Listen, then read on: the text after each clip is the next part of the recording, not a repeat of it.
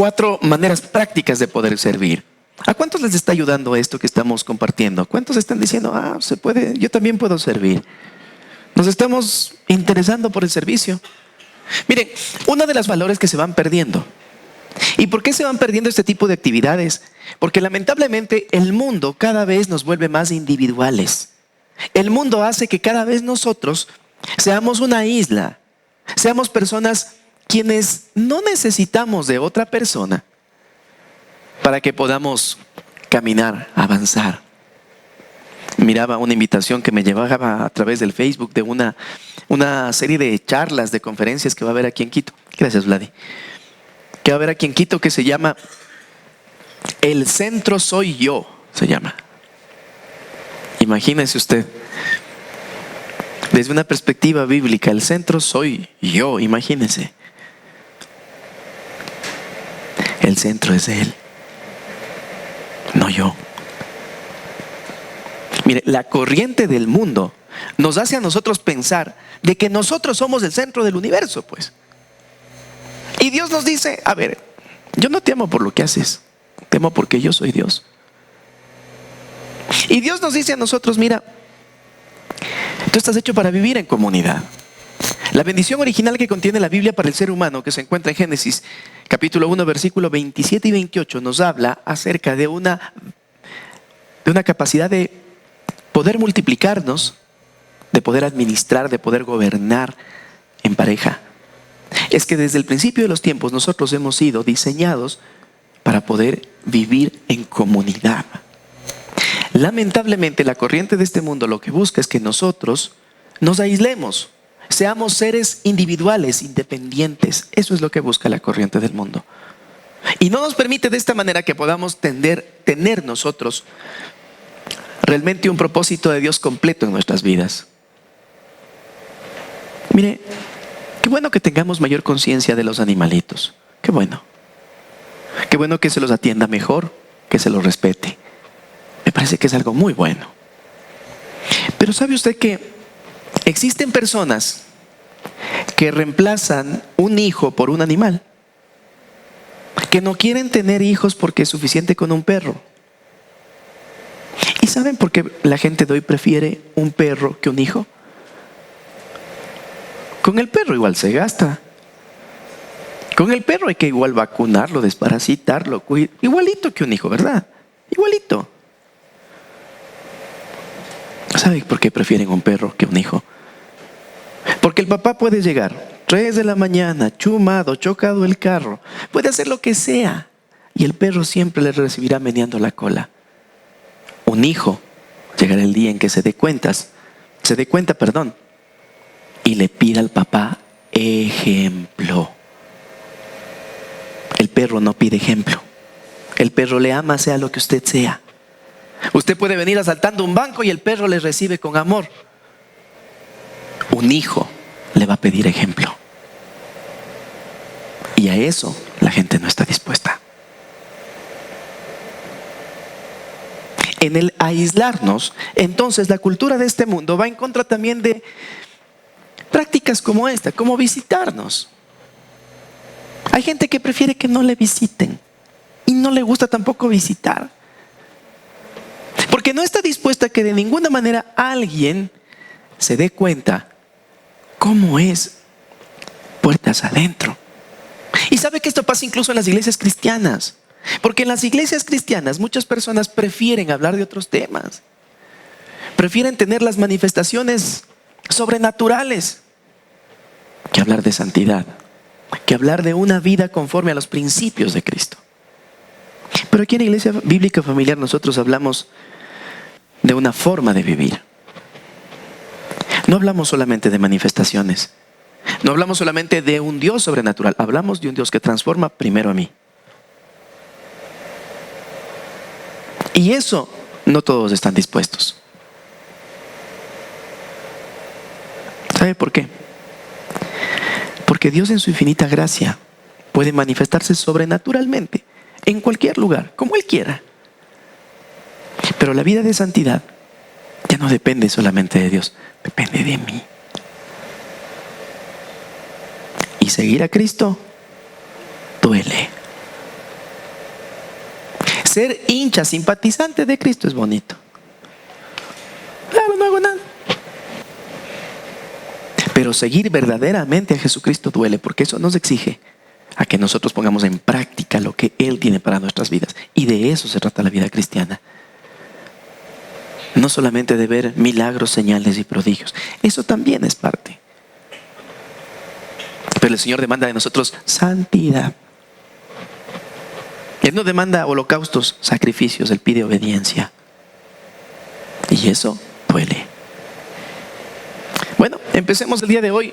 Vamos a ver el día de hoy el ejemplo de una persona que está en el Antiguo Testamento. Su nombre es Job. Existen textos sumerios. Los sumerios fueron la primera civilización del mundo. Textos sumerios y babilónicos que registran a una persona con las mismas características de Job.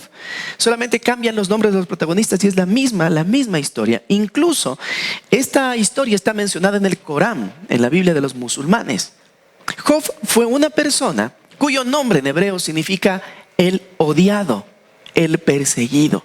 ¿Se acuerdan que la semana pasada decíamos que los nombres les daban características de las personas quienes inicialmente lo habían ostentado? Pues bueno, imagínense todo lo que le pasó a Job para que su nombre signifique el odiado, el perseguido.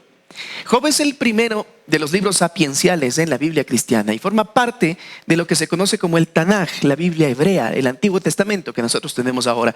Es considerado como el libro más complejo de la cultura judía. ¿Y sabe por qué es considerado el libro más complejo de la cultura judía? Porque aquí no vemos a un Dios bondadoso. No vemos solamente un Dios que cuando alguien ora, pues las cosas cambian. Aquí vemos a un Dios que permite que hayan circunstancias adversas que no las podemos explicar. Por eso se convierte en el libro más difícil, más complejo de la cultura judía.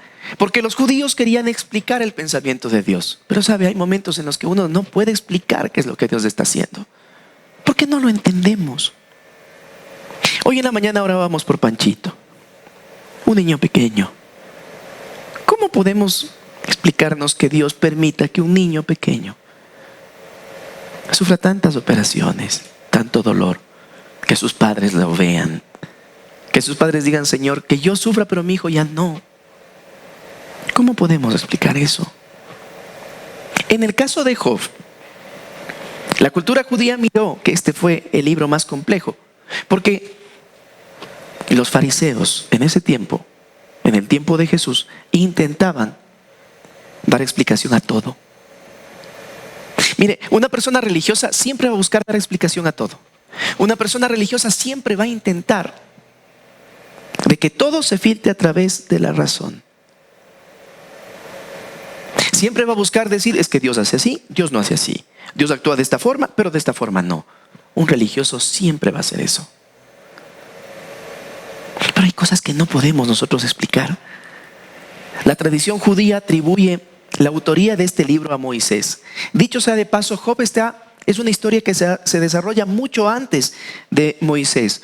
Muchos estudios que tienen que ver con una antropología bíblica nos hace entender de que este hombre fue descendiente de Nahor, que fue un hermano de Abraham. Abraham es quien inicia la promesa para el pueblo judío. Él es contemporáneo de Abraham. Él conocía a nuestro Dios como el Shaddai. Y el Shaddai significa el Dios todopoderoso. No tenía un conocimiento pleno como el que llegó a tener Abraham. Simplemente sabía que Dios era todopoderoso. Era un hombre gentil, como les estoy contando. Job es un libro, una protesta en contra de los religiosos, quienes les encanta etiquetar a la gente para tener respuestas en todo, en su afán de sentirse capaz de explicar los pensamientos de Dios. La escritura de este libro data del año 1300 antes de Cristo. Sucede con Abraham, pero el que lo registra es Moisés. Sucede con Abraham más o menos en ese tiempo, aproximadamente 4000 años antes de Cristo, pero 1300 antes de Cristo es Moisés quien pasa a limpio, digamos así. Moisés fue el que registra inicialmente, muchas cosas para el pueblo de Dios. Los 5 primeros libros de la Biblia, el Pentateuco, pertenece precisamente a Moisés.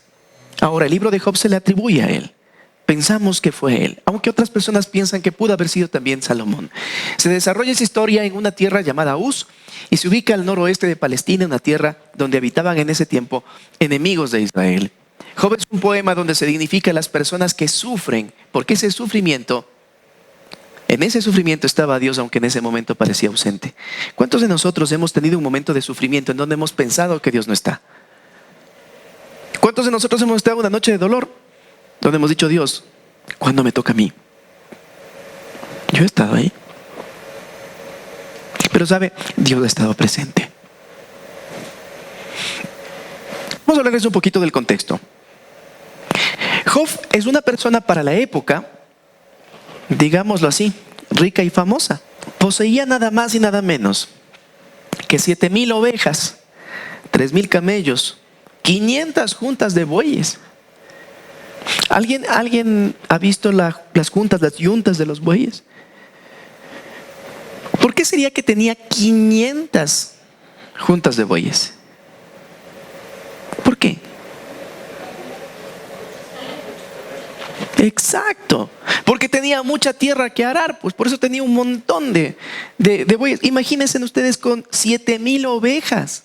Miren, este hombre era una persona que tenía un poderío económico muy importante. Aparte de eso, tenía 7 hijos varones y 3 hijas mujeres. Y eso en el tiempo que les estoy hablando significaba que habían más personas para poder multiplicar la riqueza. Tener hijos era una bendición, porque de esa forma la riqueza se podía cuidar, se podía guardar y se la podía hacer crecer. Un empleado nunca iba a tener el dolor que tenía un hijo por las posesiones de su padre. Mire, Job en ese tiempo hacía holocaustos porque sus hijos organizaban fiestas. Y Job decía, de pronto en las fiestas hubo algún desmán. Yo voy a ofrecer un sacrificio, un holocausto, pidiendo perdón a Dios. De repente mis hijos hayan pecado. O sea, Job, aparte de ser rico, aparte de ser poderoso, era un hombre que tenía piedad, era un hombre que tenía temor de Dios, que velaba porque sus hijos estén encaminados precisamente en la senda de Dios. Ahora, Satanás pone en duda la integridad de Job. Se presenta Satanás delante de Dios y le dice, ¿sabes por qué él es así? Porque le has dado dinero, le has dado animales, le has dado hijos. Quítale eso a ver qué queda. Y uno dice, en nuestro caso, que Dios nos quitara eso, ¿qué quedaría? Miren, ustedes pregunten a un hombre, ¿quién eres? Y el hombre le va a responder con su profesión.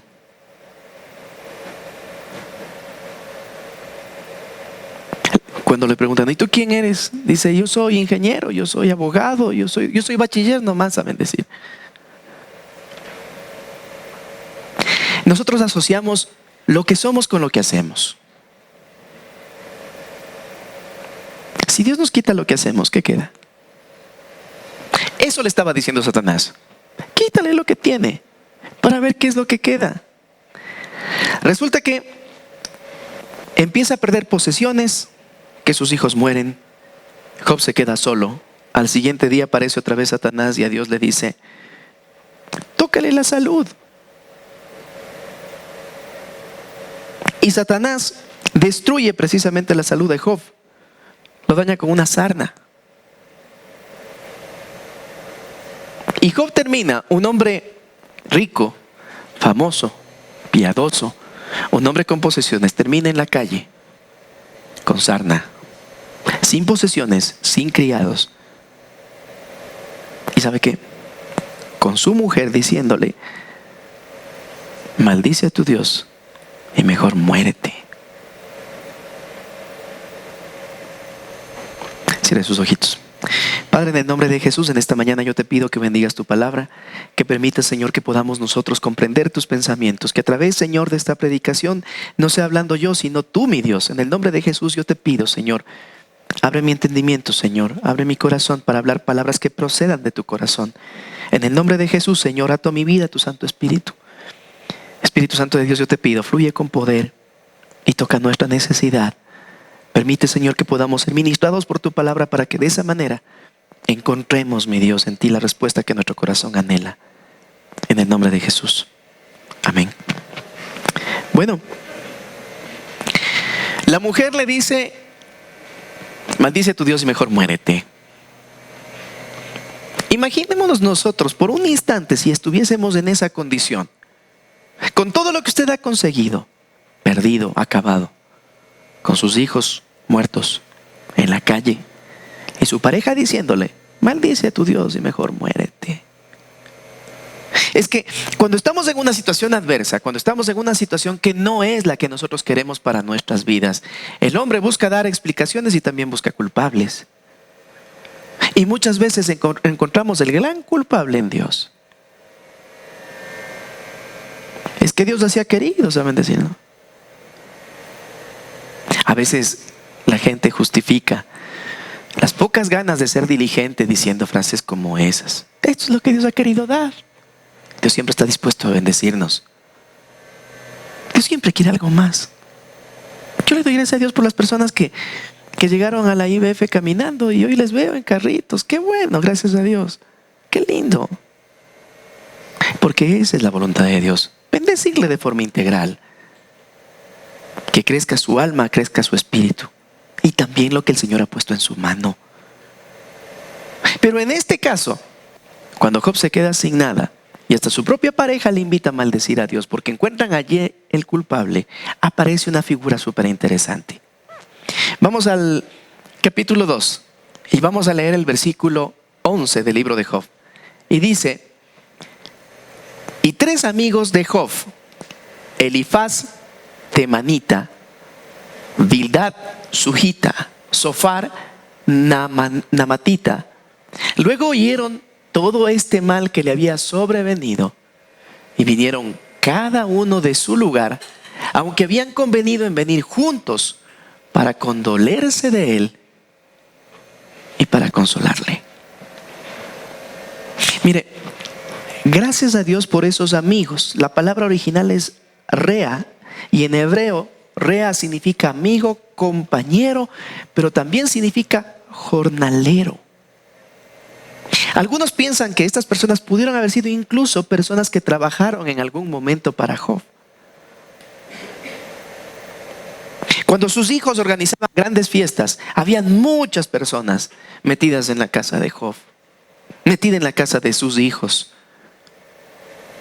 Pero cuando la desgracia golpeó la puerta de Job, aparecieron personas que quizás pudieron haber trabajado con él. Y aparecieron, dice, para condolerse. Y condolerse viene del hebreo naham, que significa respirar, suspirar, lamentarse, arrepentirse. En una situación como esta, no necesitamos quizás una palabra exacta que nos explique el porqué de las razones de las cosas, sino que simplemente necesitamos a alguien quien respire junto a nosotros. Quienes de alguna manera hemos pasado por alguna situación adversa que no tiene explicación, que no tiene razón, que no es justa. Sabemos que el mensaje más poderoso es un hombro donde podamos reclinar nuestra cabeza y simplemente llorar. Hablar del dolor en una iglesia cristiana no le gusta a muchas personas, porque piensan que hablar del dolor no es tan inspirador como cuando uno habla de que Dios nos va a bendecir, de que Dios va a hacer un milagro, y Dios sí hace eso. Pero ¿sabe qué? También Dios permite el dolor. ¿Y por qué Dios permite el dolor? Porque a través del dolor el Señor puede sacar a flote nuestro carácter para que sea transformado y moldeado por su presencia.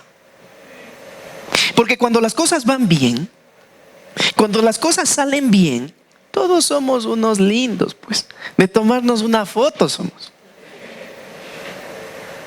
Pero cuando las cosas van mal,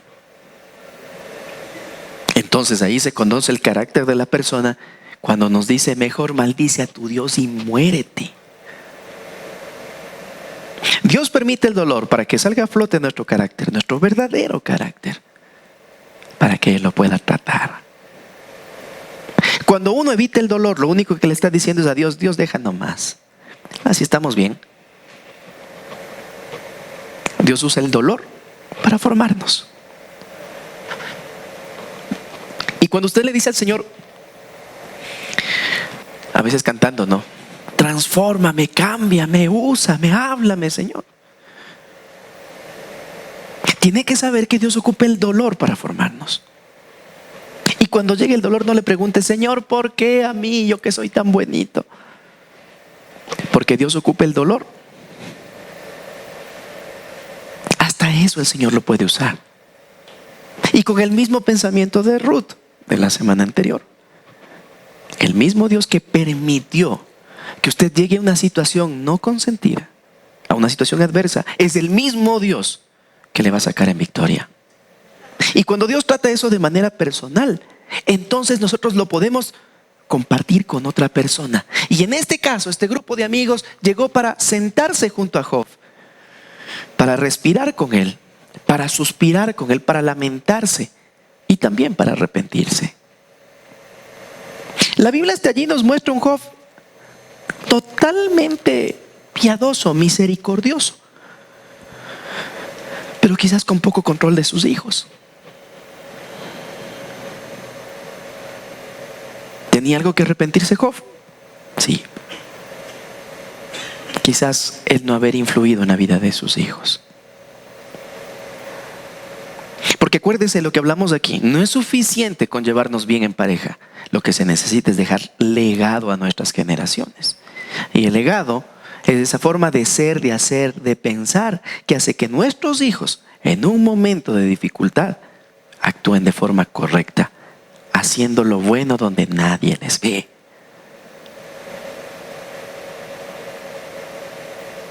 A eso es lo que vamos.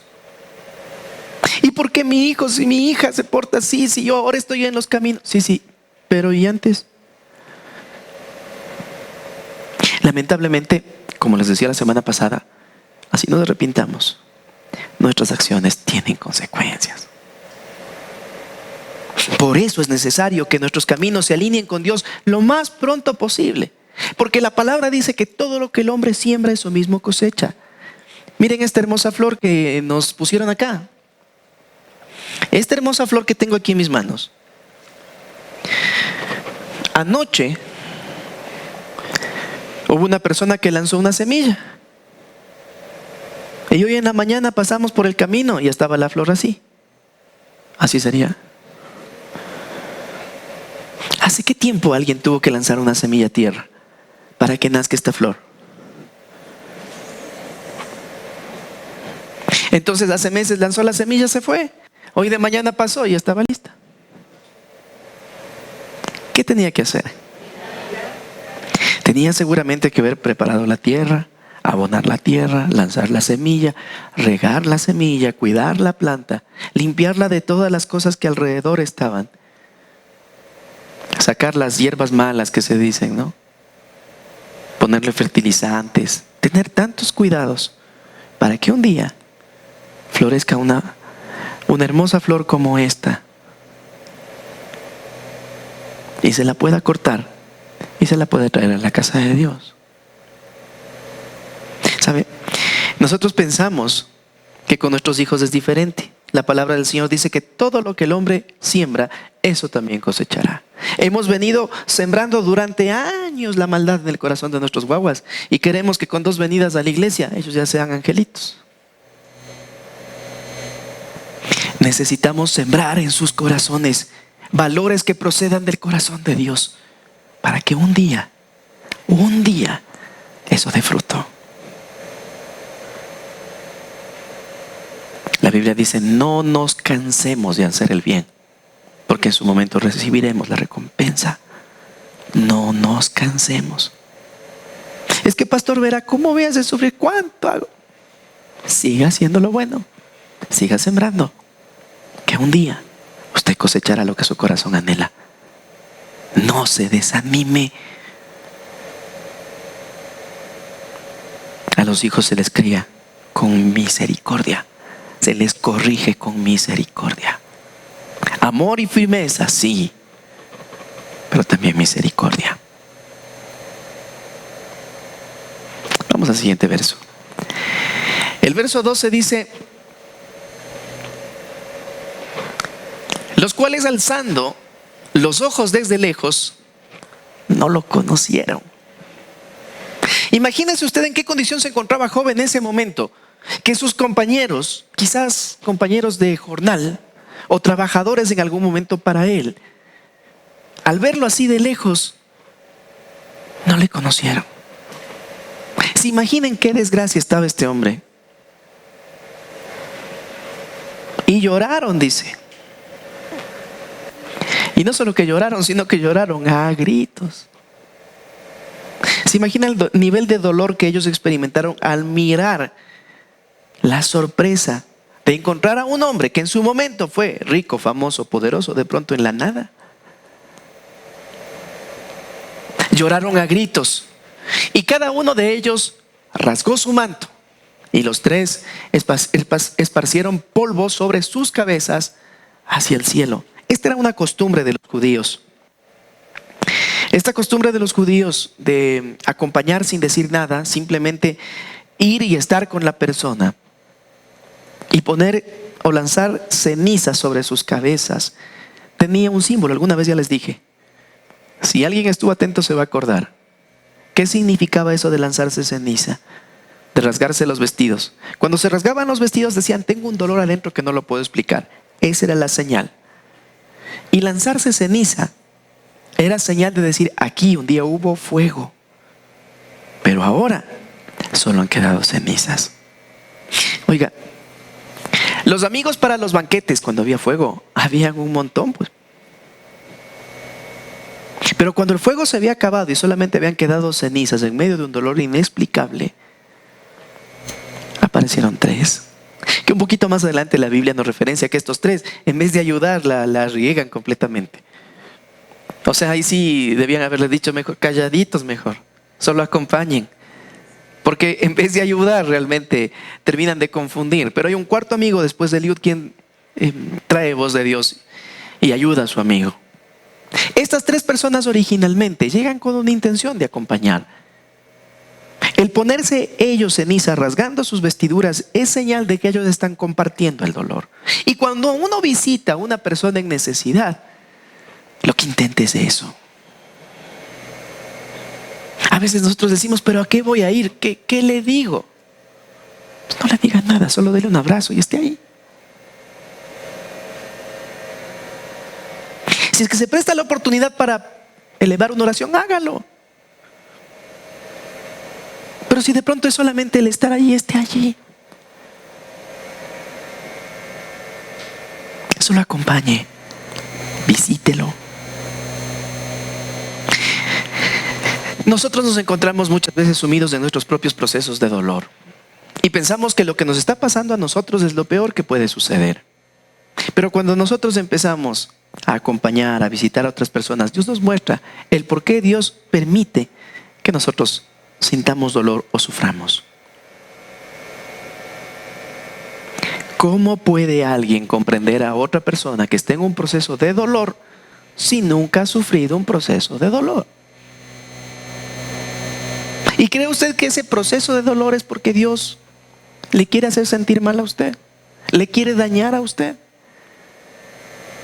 Dios permite eso para que una vez usted, fortalecido,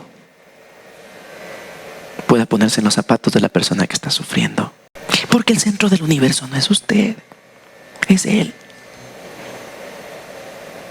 Y cuando nosotros comprendemos que necesitamos dejar de pensar en nosotros mismos y debemos empezar a servir al prójimo, es cuando desde arriba Dios nos mira con esos ojos de amor, de misericordia, y son otros los resultados que empezamos a experimentar. Si usted últimamente no ha visitado a nadie quien se encuentre pasando un proceso de dolor o de sufrimiento, yo le invito: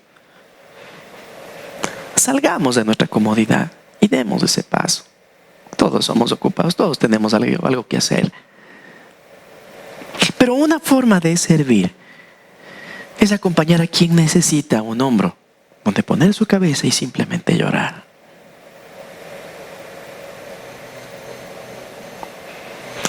Vamos al último versículo, el 13. Así se sentaron con él en tierra por 7 días y 7 noches. Yo sé que es diferente a las visitas de médico que nosotros hacemos, ¿no? 7 días y 7 noches, imagínese usted. Y ninguno le hablaba palabra. Que estarían resentidos, enojados. Mire, en ese tiempo, en ese tipo de culturas, cuando alguien estaba en un proceso de sufrimiento, de dolor, mientras el doliente no hable, los acompañantes no hablaban, en señal de respeto. Y me parece algo súper sabio. A veces la gente se encuentra en su proceso de dolor y uno llega y gloria a Dios, hermano, en lo que el Señor te ha metido te va a llevar a un siguiente nivel. Dale gracias a Dios. No puede estar triste un corazón que alaba a Cristo. ¿Qué pasó, hermano? ¿Se te fue el gozo? A veces así de imprudentes hemos sido. Respetar un proceso de dolor es básico para poder permitir que los pensamientos de Dios puedan más que nuestros pensamientos. No es necesario que nosotros saquemos toda una teología y que exhortemos a quien se le fue el gozo porque atraviesa por un proceso de dolor, un proceso de pérdida. Es necesario que estemos allí nada más, que respiremos con Él, que nos arrepintamos con Él, que sintamos lo que Él está sintiendo.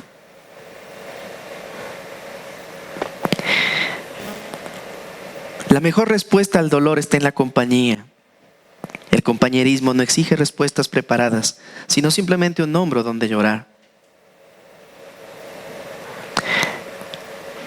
Dice, y ninguno le hablaba palabra porque veían que su dolor era muy grande. Como les cuento, estos 3 amigos la riegan un poco más adelante, pero estuvieron allí. Toda la gente que comió y bebió a costillas de Job en las grandes fiestas, en el momento de dolor, no estuvieron, igualito que lo que pasa hoy en día. Igualito. Cuando experimentamos nosotros situaciones donde hay dinero, donde hay poder, donde hay capacidad de decisión, donde existe de alguna manera algo que me pueda beneficiar, ahí está la gente. Pero cuando el pan escasea, cuando la enfermedad golpea la puerta, cuando la fama se acaba y las luces se apagan, nos quedan los que realmente están interesados en acompañarnos. Y note usted, en el caso de Job, ni siquiera su mujer estaba interesada en eso.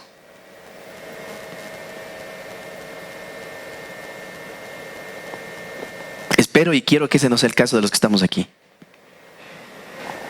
¿Qué implica esto para nuestras vidas? En el caso de Job no encontró consuelo ni siquiera en su pareja, encontró en unos amigos. Visita a un amigo en medio de una prueba y enséñale que Dios permite situaciones adversas para derrotar nuestro ego.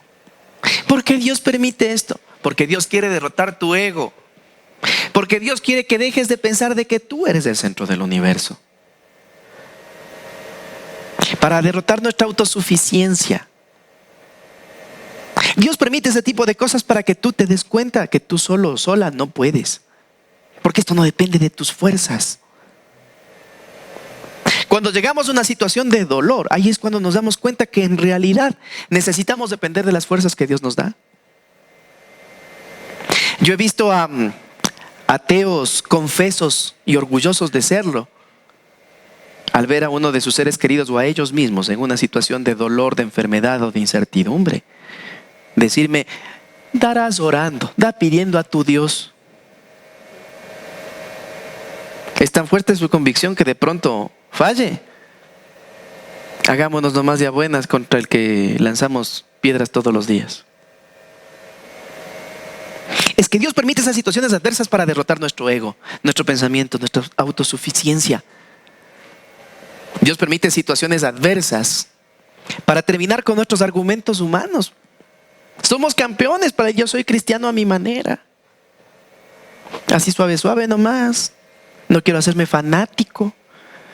Dios permite ese tipo de cosas para derrotar nuestro ego, nuestra autosuficiencia, nuestros argumentos humanos.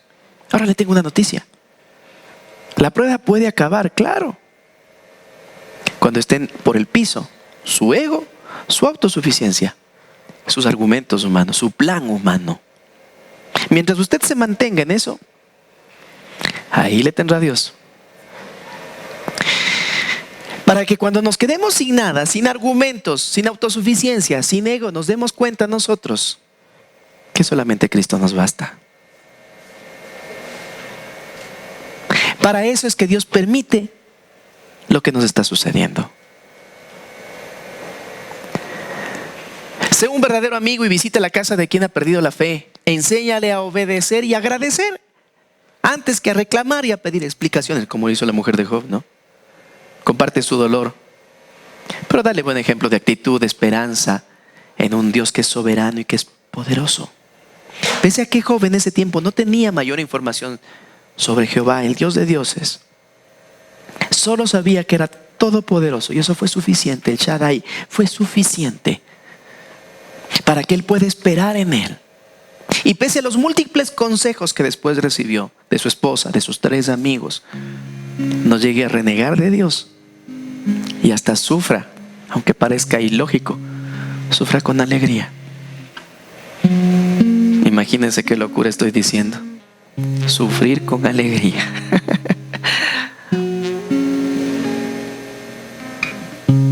Miren, es que cada vez que Dios nos mete en un proceso de dolor, es porque viene un nuevo y mejor nivel de vida. En el caso de Job, Dios le devolvió multiplicado lo que perdió.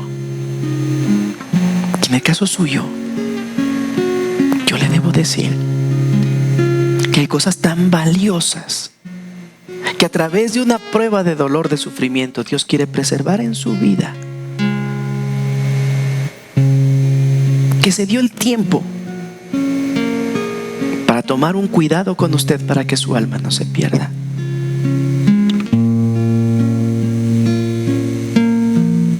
Algunos, como Job,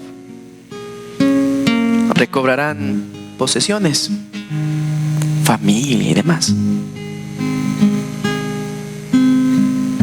Otros, quizás no.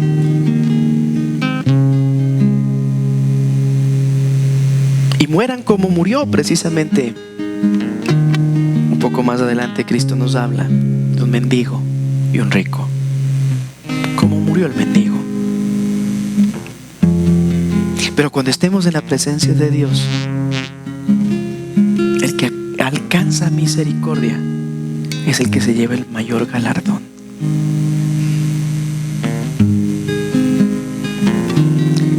Sufrir un proceso de dolor con alegría exige fe.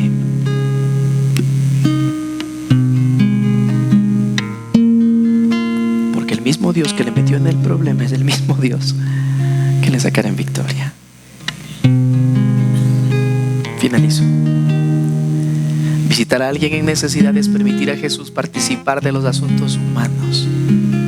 Cada vez que usted va a visitar a alguien que esté en un proceso de dolor, está llevando la presencia de Dios a un asunto humano.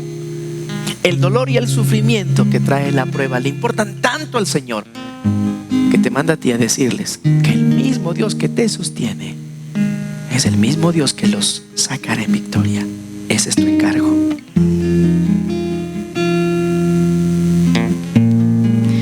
En esta mañana yo espero que nuestro Dios toque nuestros corazones y nos haga ver que en esta relación horizontal Dios nos puede ocupar de maneras impensadas. Un abrazo, un hombro para llorar, una palmadita en la espalda en el momento oportuno puede traer la presencia de Dios a un asunto humano particular. Puede transformar la vida de quien está sufriendo. Dejemos de estar sumidos en nuestros problemas y empecemos a acompañar a quienes no saben en dónde hay el agua de vida. Empecemos a visitar a quienes están perdidos quizás sin rumbo. Hagámoslo con misericordia y expliquémosles en dónde está ese Dios que nos puede sacar en victoria. Esta mañana el Señor ha hablado y ha puesto delante de ti la muerte y la vida. Decide qué es lo que vas a hacer. Decide pensando en ti y en tu familia, en tus generaciones, porque lo que hoy decides será la bendición o la maldición de tu casa. Decide. Decide si sigues metido en tu problema o si empiezas a acompañar a quienes padecen algo similar y permites que Dios, a través de tus manos, de tus pies, se muestre a las personas. Aquí termina mi parte y comienza la tuya. Pongámonos de pie, por favor.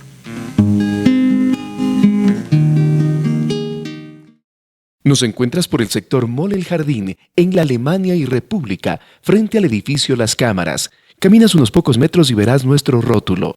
IBF, Familias Bendecidas.